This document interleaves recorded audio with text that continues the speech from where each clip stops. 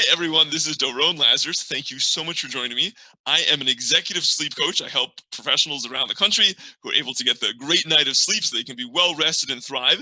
And I was getting a lot of questions about kids. A lot of people were saying, Doron, I'm sleeping fine. I'm sleeping okay, but my kids are having major sleep issues. They're keeping the family awake, their siblings, the parents. You got to help me with my kids. And so as a response, I decided to create this presentation that would be able to speak to people about their children and be able to hopefully get the whole family the sleep that they need. So thank you for those questions, and let's begin. Let's see if we can get those kids sleeping, because in my experience, the only thing harder than dealing with adult sleep issues, apnea, insomnia, whatever else is going on, is dealing with your kids' sleep issues. So certainly a challenge, but I think we're going to be able to share a lot of very pertinent information that's really going to be able to help make this transition a little bit better. Joke is that it's a lot easier speaking about bedtime than actually doing it. I'm here doing this webinar, and I'm able to get out of bedtime. My wife's handling bedtime at home, and it is a little bit easier being able to just speak about it. And then certainly, hopefully, we're going to share some exciting concepts today. So let us dive right in. Okay, point number one. Let me just drop my screen down a little bit here. Okay. Put me right in the corner. So consult with your MD before taking any change with medication. I'm not a medical doctor. Any recommendations that we're going to make tonight, we will speak about medication a little bit at the end, but anything should be in consultation with medical professionals. So just wanted to put that out there. Disclaimer, let's get that taken care of. Okay, point number two is I'm not here to judge. We're going to be speaking about a lot of ideas that are going to be existing in a vacuum. We're speaking about ideals and principles and great tips to be able to handle these situations. But then there's reality. And reality is that at 2, 4 in the morning, when your kid's crying, when your kid's performing, having tantrums, whatever, I understand that it's challenging. Every family dynamic is unique. Sometimes we're just in not ideal situations in life, especially now with the quarantine and everything going on. I'm not here to judge at all. Whatever a family's dynamic, just having kids nowadays and dealing with sleep bedtime, at the end of the day, sometimes it feels like it's like a touchdown. Like when you get all the kids in bed at the end of the night, you just got to get out the Ben and Jerry's and celebrate. I'm not here to judge anybody. We're going to be speaking about a lot of things, but whatever you guys are doing, my hat goes off to you just for being parents today and to be able to make that happen. Okay, point number three, I never said that bedtime is going to be easy. We are obviously in this together, and we want to be able to learn and improve, but I don't propose that you're just going to snap your fingers and boom, the kids are just going to float into bed by themselves. Bedtime is always going to be a challenging thing, but I think the more we learn about it from ourselves and the more we're able to empower our kids, we're going to take away those struggles, and it's only going to get easier. So this is Mary Poppins, practically perfect in every way, but we are not practically perfect, and so dealing with the limited realities, let's try to make the best of it. Okay, let's dive right in. Rule number one, and that I think we're going to speak about a lot of overall principles, and then we're going to dive into more specific details and strategies.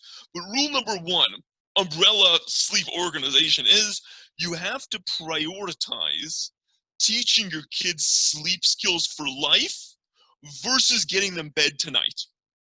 Now, again, this is a hard balance because right now it's 7, 8, 9, 11 p.m. You're exhausted. Your kid's exhausted. You got a big day tomorrow. You just want to get little Johnny into bed. You're like, Johnny, just go to bed. It's like our mission accomplished becomes so hyper-focused in that moment that we just want to get our kid to be able to sleep.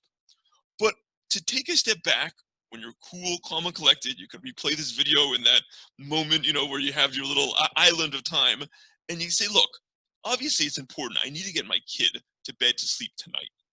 But that's not my job as a parent. My job overall, big picture, is that I'm trying to give over skills, sleep skills for life.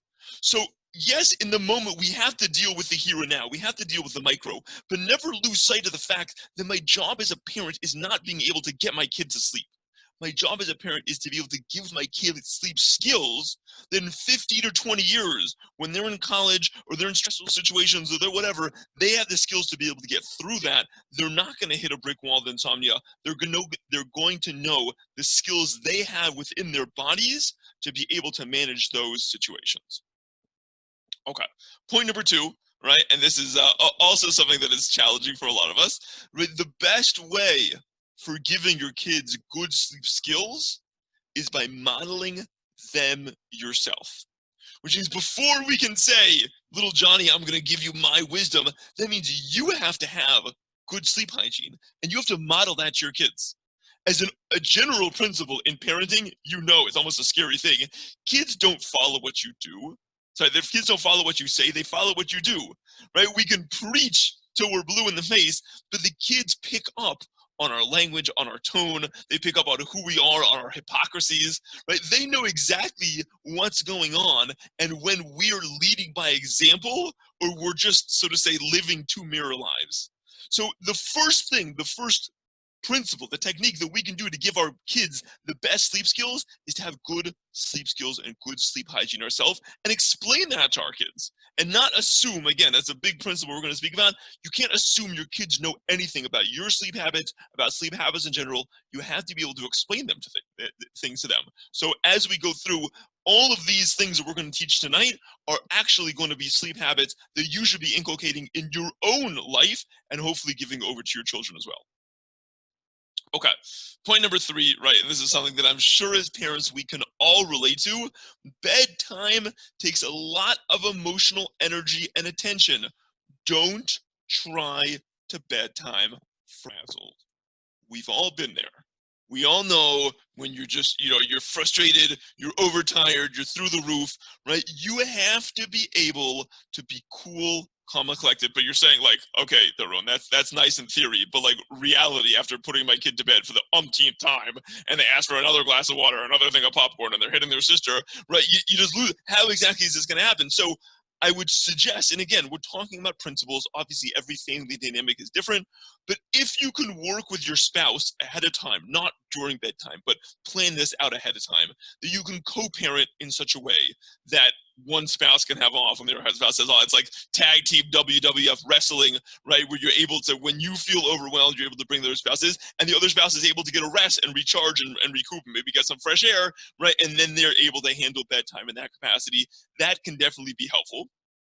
And as a overall principle, right, we want to maybe think about the fact that, like, okay, if I'm in a frazzled mood and I don't have a baton to hand off to somebody else to help co-parent in this situation, maybe I should say to myself, look, maybe I'm going to give my kid an extra half an hour up. They can do art projects, or they can do whatever, right? And I'm frazzled, and therefore I'm not going to attempt bedtime in this moment. I'm going to, go for a walk. I'm going to get some fresh air. I'm going to do whatever I do. Maybe I'll take a shower to relax. And I'm going to try this again in half an hour, because I realize that when I'm in that frazzled zone, bedtime does not go well. So as opposed to like digging in, like bedtime has to happen now. When I'm frazzled, I think we should pull back and try to approach the situation in a more calm fashion whenever possible. Okay, rule number 4, and I think this is going to set the tone for our rest of our discussion.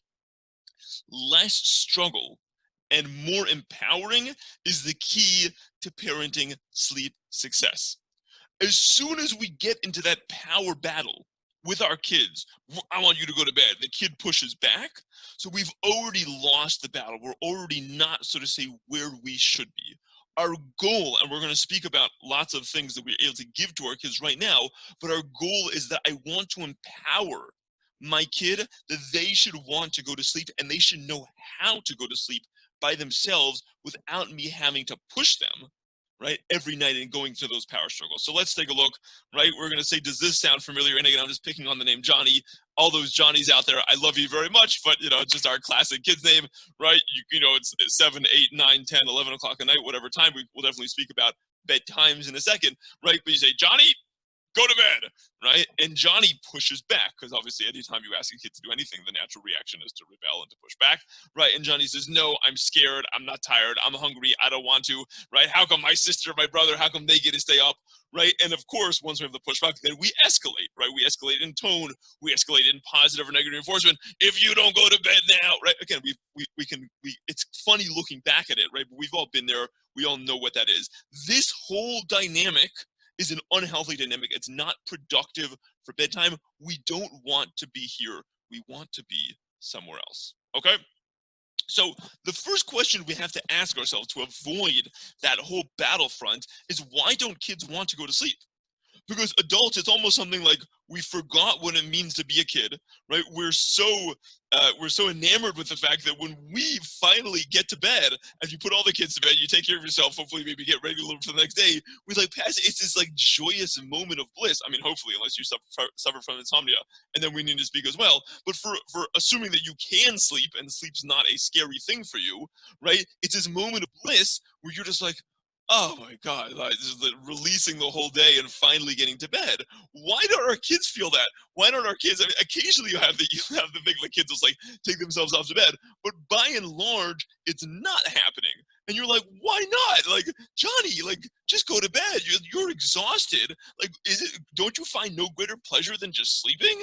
Right. So it's important for us to have that paradigm shift for understanding what's going on in our kids' mind, and why aren't they enjoying sleep in the same way that we do, right? Okay, so from their perspective, from a kid's perspective, kids are uncomfortable being, kids are social creatures, right?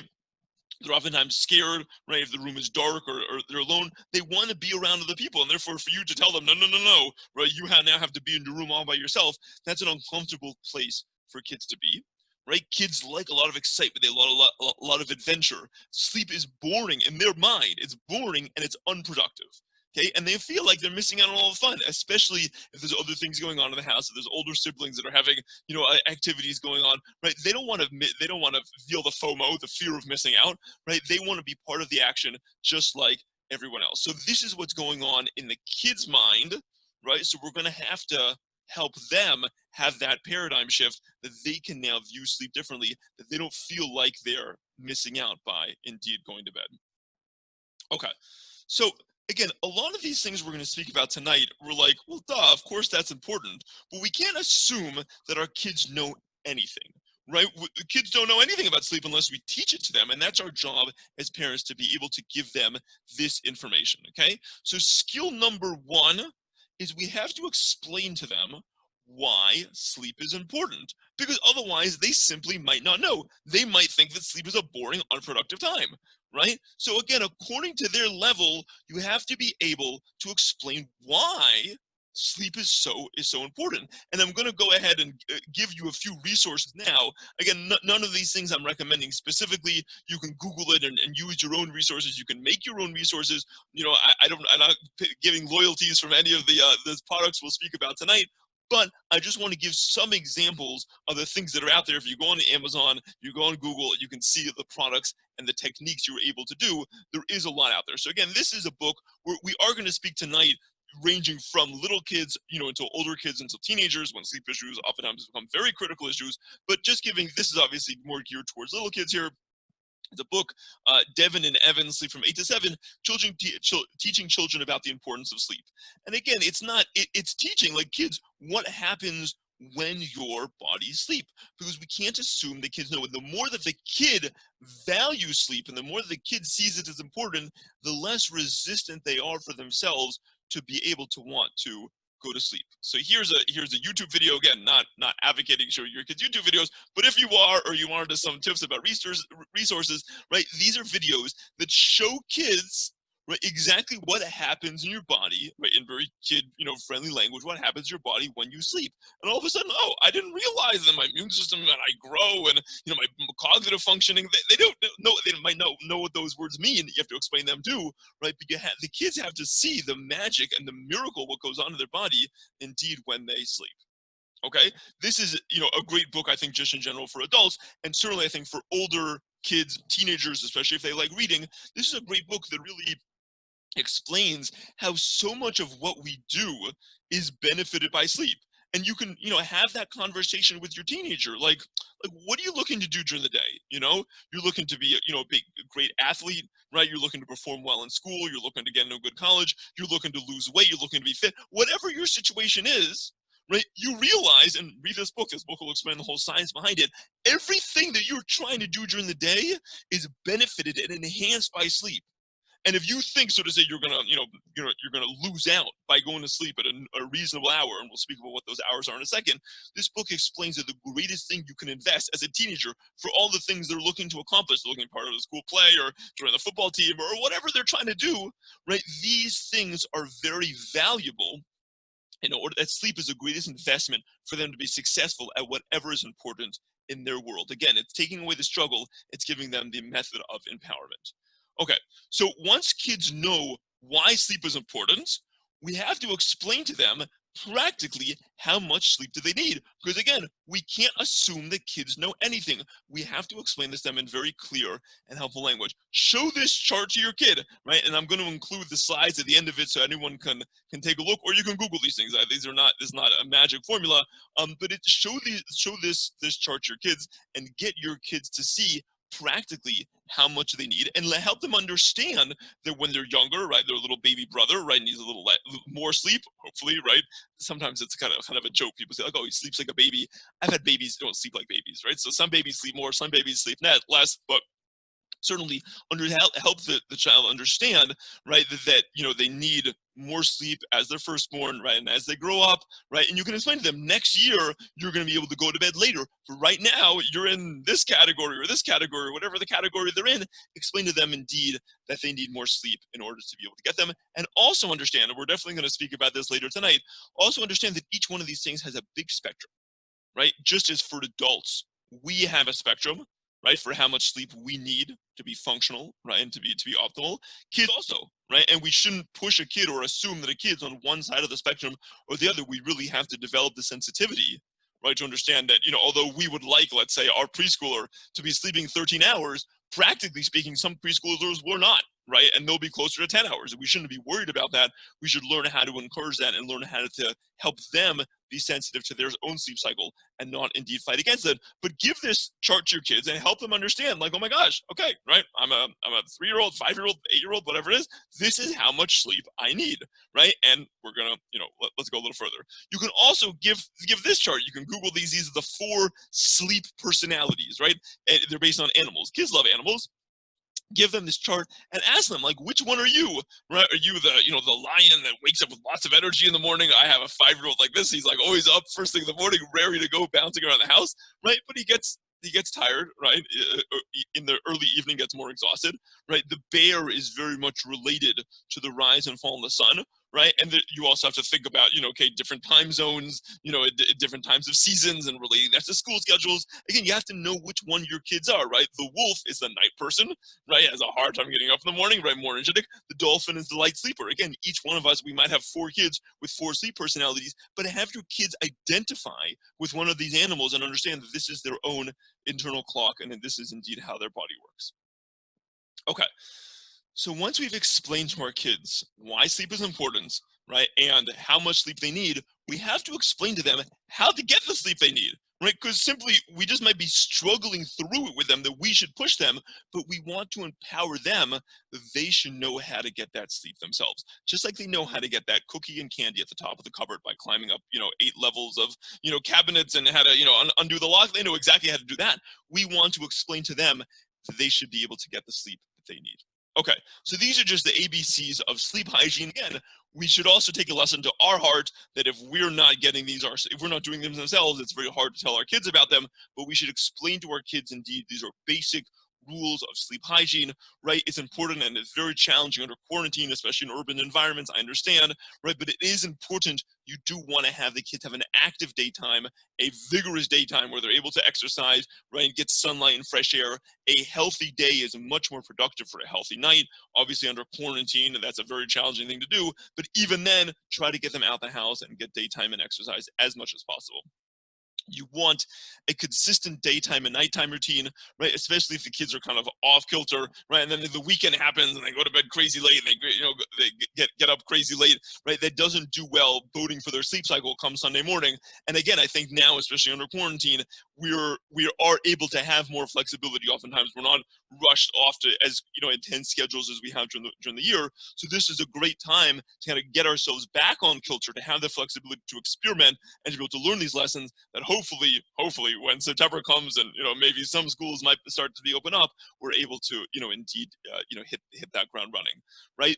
Point number 3 is 1 hour before bed, we're going to wind down. No technology, right? That includes mom and dad. Turn away those iPads and those cell phones and everything, right? Especially for the kids, if they do have technology, and especially in many homes today, even when technology was not as robust, certainly under quarantine, the technology is now more robust. But explain this to the kids. Explain this, that this is what we do. These are the rules. I'm not fighting with you over the iPhone, right? I'm explaining to you why it's important to turn off your technology an hour before bed, right? Their bedroom should only be for sleep. And again, all these things are ideal situations. Sometimes, the kid, if they have homework or projects, that's the only place that they can do it, right? But ideally, the bedroom, especially the bed, should be reserved for sleep, right? And we're going to explain to them how to relax their body and mind. We're going to speak about some of those techniques later, right? And also a healthy diet throughout the day. If they're junk fooding and eating, whatever, very chemical processed foods, especially late at night, that can have an effect on their sleep. So, certainly worth thinking about,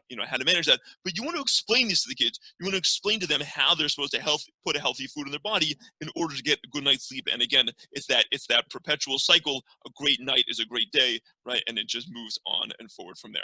Okay. Skill number 4. We want to be able to teach them and model how to respect their sleep cycle. A lot of the issues that I deal with people who have insomnia, they don't have the sensitivity, or they don't have the respect, so to say, for their own sleep cycle.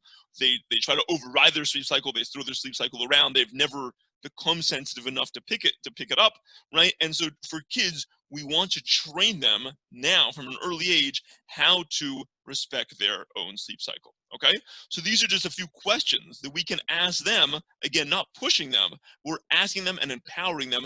They should be able to become sensitive to this situation. So ask them, number 1, how does your body feel before bed? Do you feel tense? Get them in that process. They should become aware of their own body, right? And they should be able to be in control of their own body. Does their body feel tense? Does it feel hot?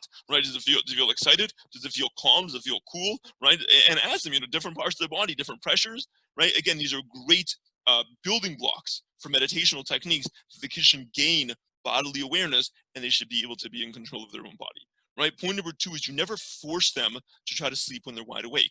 If the kid's wired, again, you really have to think about, what bedtime looked like to get to that process. Then maybe you have to think, maybe my kid's more of that wolf personality, right? And they're a late night owl, right? And so it's really not worth trying to get the kid to bed super early, although I want the kid to get to bed super early because I'm tired and I've had a long day and I just like a few hours kid free at night. But you have to, again, it goes back to that question, if I'm teaching my kids sleep skills for life, if my kid's a night person, right? So I really have to think about, when does their sleep cycle take an effect? Right? And if they're not tired, again, that doesn't mean they can, party and disrupt and, do crazy things and, eat Cheetos all night, right? But they do have to teach them to wind down, but they also have to be sensitive to their sleep cycle, that if they're not tired, I should never get into that battle with them. They should understand when they're tired, what that feels like. And like point number 3, right? I should be able to give them a quiet alternative to be able to wind down if they're not tired to be able to do. I want to, point number 4, to be able to help them gain sensitivity for what it feels like to be tired. We all know what it feels like to be tired, but you have to articulate that to kids. Explain what that means, where your body feels exhausted, right? Your mind feels clouded, right? Your eyes start to burn. Explain what those sensations are so they're able to now become more aware of them in order to be able to pick up, okay, now my body's tired. Now I need to be able to go to bed. Okay. Point number 5 is, and this is something that also, we want to be, as parents, right? This can be uncomfortable, being vulnerable, but you want to speak to them honestly about your sleep struggles. Now that might mean, right, your current sleep struggles, and explain to them, I was up working late last night, and look at how it affected me the next day. I was exhausted. I was irritable the next day because I, didn't turn on my iPhone, or I was, working on these projects, and I was watching the news late at night, or whatever the situation is. Should explain to them, and look how that affected me. I don't want you to do that. I don't want you to be exhausted, get sick, be irritable during the day like I was or am, right? And therefore, I want to give you that, right, that insight into my life. And that's something that, as a parent, I think being vulnerable for our kids and explaining to them, we're modeling good behavior, we're modeling success and failure, and we're giving that over to our children, that they should learn from our mistakes, right? Indeed, they should grow from that process. And also the mistakes that we made as kids, tell them, especially with teenagers. Like, I remember when I was 17 and I, pulled 3 all-nighters and I did this and I did that. And like, maybe we were able to survive that. Maybe it had very negative effects on us. be able to, the kids should relate to us, not as necessarily authoritarian figures. Obviously, it's important as a parent to be an authoritarian figure, right, or authoritative figure, right, and to be able to set rules. I'm not saying we should be pushovers, but it's also important that the kids should view us as real people, and they should understand that we have sleep struggles that we want them to learn from.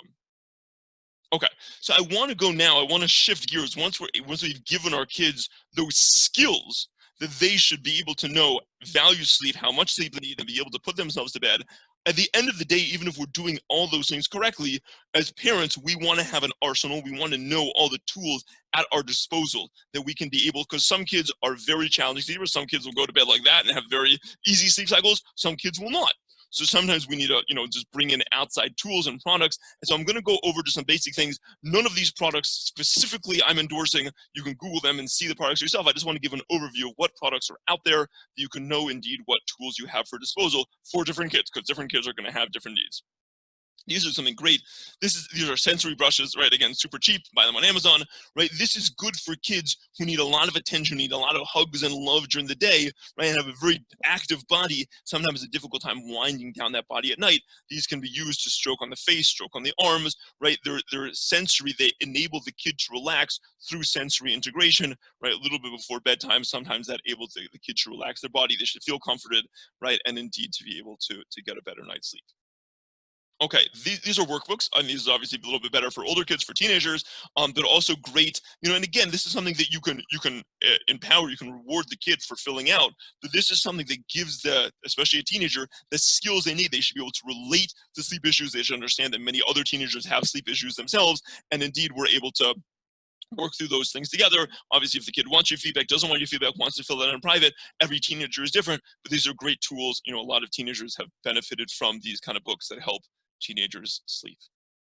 Okay, blackout curtains, right? Again, also going back to that bear personality, some kids are very sensitive to the light, right? Especially in the summertime, daytime hours a little bit longer. So if you want to go ahead and have those blackout curtains up there, that the kid's not waking up at 4:30 in the morning when the sun is creeping into his bedroom, right? Those are also great ideas. Okay, sound machines, right? Again, some kids are sensitive to light. Some kids are sensitive to sound, especially if there's other things going on in the house, things waking up early in the morning or late at night. Sometimes, and again, I'm never pro products if you don't need products, because obviously any product essentially becomes somewhat of a clutch, right? You don't want the kid necessarily like walking around the sound machine until they're, 35 or forever, But at the end of the day, if you need these tools to be able to help your family dynamic and help the kids get to sleep, I think it's valuable to know what tools are at your disposal. So again, this is something that's not a super expensive product.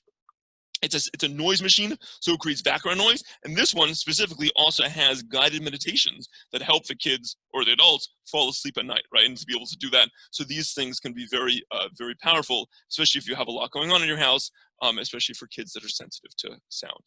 Okay, this is also a weighted blanket, something that's also good for sensory kids who need a lot of touch, have very active bodies, to be able to feel secure at night, right? Some things can be able to, especially if the kid's waking up, sometimes with nightmares or whatever, we'll speak about that a little bit later, but if you have those kids that are a little bit less settled at night, sometimes the weighted blanket can almost feel like they're getting a hug, can make them sleep more securely and a little bit better.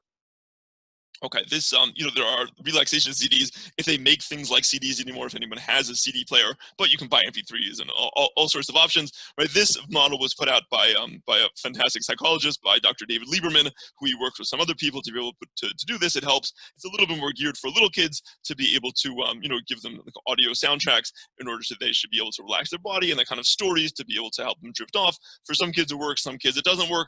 And again, sometimes, obviously if you're dealing with older kids, with teenagers, you want to try, kind of something that's a little bit better fit for them, but just to know that there's a lot of options like this out there, and certainly worth having this at your disposal. Okay, so let's just say you've tried everything, all the sleep hygiene, all the sleep skills, you empowered the kids, and you've used all 6 products 10 times, and they all, don't work for your kid, right? I at least want to include this on there. Not that I'm telling every parent, you got to, go and give your kid these, kind of chewable pills every night, but to know that sometimes, if the kids, you're doing everything right, and it still takes the kid 4 hours to fall asleep, and the kid's exhausted, and you're exhausted, and it's ruining the whole dynamic, you should know you do have these things at your disposal. These are, just a brand by Luna, right? Designed for kids. It does have a little bit of melatonin, but other than that, it's not a medication, right? It is completely herbal based, right? Non-addictive, non-habit forming, and sometimes it's just, it helps really high strung kids, really poor sleepers, right, to be able to get to bed. And sometimes these things can be lifesavers for certainly family dynamics. So again, not telling that every family should be on them. Certainly it'd be better not to have this crutch, but at the end of the day, sometimes kids and families need them, and it's important to know indeed that these things are reasonable options and well tested and safe amongst many thousands of families. Okay. Let's breathe, right? I know it's like, try to breathe now. It's easier speaking the bedtime than actually doing it. Let's speak for a minute about nightmares. Nightmares, certainly, I deal with them with adults, right? And sometimes that can be, a very, very tricky issue to be able to get the bottom of this. Nightmares are very common amongst kids. I'd like to speak, obviously, if there's an occasional nightmare, right, I think as parents, we should be able to expect that, right? That's something that's fairly normal, monsters, lights, and whatever it is, right? But obviously, at point number one here, we do want to be concerned as parents if nightmares are regular and repeated, if they're happening often, if it's a repeated nightmare that's happening day in and day out, if it's bothering the kid during the day, what that nightmare is. And obviously, if these things are happening on a regular basis, they're interrupting the kid's sleep, they're interrupting your sleep because the kid is coming in, scared and panicked, right? We do want to be able to address those nightmares as real issues. So the first port and call, right, the first kind of screener that I would ask, right, and to think about as parents is to check the stress levels and environment during the day.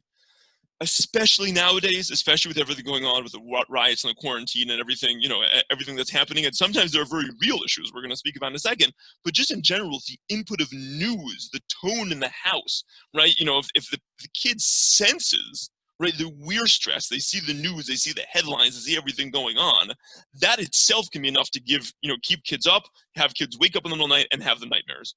So I'm not saying that every kid should live in a bubble. Obviously, we live in a reality and kids have to be part of that. But especially before bed or just in general, we really have to ask ourselves, like, are those messages valuable messages for kids, right? Do they need to know all of the gory details of everything that's going on in the world, right? Especially if it's affecting their sleep. Or could we be able to protect them a little bit better from that? So to think about the inputs, the type of things that they're being exposed to, right? Whether it be news items, right? Whether it be, violent media content, whatever it is, right? We definitely want to be able to keep that stress in check, that they should not be exposed to these things, that they're not causing sleep issues at night. Point number three, and again, something you definitely want to speak about with the medication with the doctors, right? But check any medications that are on. Certainly, psychiatric medication and sometimes even just regular medication can have a confounding variable of being affecting nightmares. And sometimes if the medication is tweaked, if it's modified, sometimes indeed that can have effect on the kid's sleep. Obviously, if those aren't issues, and there is underlying trauma, right, or underlying issues that are bothering the kids, sometimes you'll need to have, that a professional evaluation, a therapist to really address those. Obviously, if there's been, abuse in the past or something that, has never really been addressed by a therapist, those things do have to be addressed. And sometimes those things can, recur as recurring traumas and nightmares for many years to come. So certainly if you do have the resources to be able to address them now, if the kids have undergone that, and even for things that we might not think as being traumatic, but for children who are more sensitive, those things can be very traumatic, certainly to be able to address those and bring those to the forefront with qualified professionals. Another strategy that I think that parents can employ, especially if it's a repeated nightmare that's going on and on, sometimes you can empower kids to help rewrite the end of their nightmare. So just to give example, right, if the nightmare is, the boogeyman comes out of the closet and eats them at night, right? So, and that's something that, is racing their thoughts every 2 a.m. every morning, they have the boogeyman coming out to eat them. You can have kids, again, according to their age level, but you can have kids actually rewrite the end of their nightmare. Right, and whether that is in picture, whether it's in word form, it's in writing form. Writing is a very powerful technique I use with a lot of my sleep clients. So then you can actually have kids rewrite the end of the nightmare. So that would mean, like, boogeyman comes to the closet and they stand up to the boogeyman and they say, "You get out of my room and you don't belong here," or they fight back, or whatever the situation is, right? But the thought is no longer chasing them. They actually now take charge of their own thoughts. They rewrite the end to that narrative, and sometimes even just doing that for a few days can help that nightmare completely disappear and dissipate. And if something else comes up, that can be a helpful strategy to be able to do in the future. Okay, so that's a little bit about nightmares. I just want to speak for one more very common pediatric sleep issue, which is co-sleeping, which means kids sleeping in parents' bedrooms. I'm not speaking about the culture of whether babies and whatever, this one, that one, and cribs and co-beds, and I don't want to get into all of that, but assuming the kids are a little bit older, right, and as a family dynamic, you can decide what age that is, right? It's a very common thing that kids 3, 5, 12, 14, right, should be able to want to sleep in the parents' bedroom and do. Right? In fact, a recent study showed that in America, 45% of parents will allow their 8 to 12-year-old, not little kids, big kids, 8 to 12-year-old to sleep in their rooms on occasional basis. And 13% of all parents in America have their kids 8 to 12 sleeping in their room every night of the week. That's a lot of people and a lot of kids sleeping in a lot of parents' bedrooms.